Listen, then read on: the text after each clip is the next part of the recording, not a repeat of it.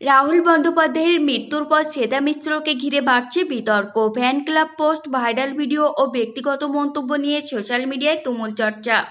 একজন তারকার কি ব্যক্তিগত জীবন বলে কিছুই থাকে না, নাকি তার ফ্যান ক্লাব থেকে পোস্ট হওয়া সব কন্টেন্টই বড় সত্যি?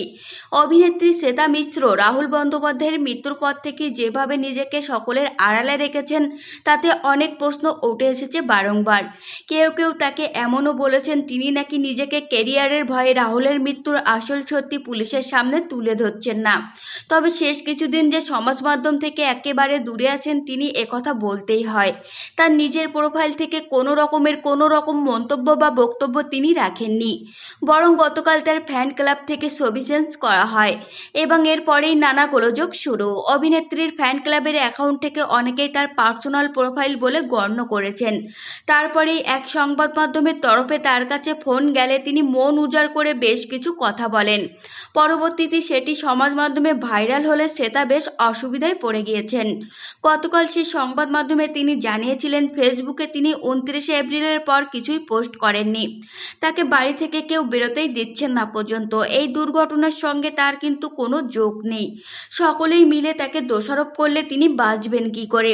তিনি তো ক্রিমিনাল নন। প্রসঙ্গে এই মন্তব্য যেন তাকে আরও রোষানলে ফেলে দিয়েছে। এই সাপেক্ষে কিছুক্ষণ আগে একটি পোস্ট করেছেন তিনি। নৈকট্যের কারণে মনের অন্তরের ব্যথাগুলো সংবাদ মাধ্যমের কাছে বলেই যেন বেশি ফেঁসে গেলেন তিনি।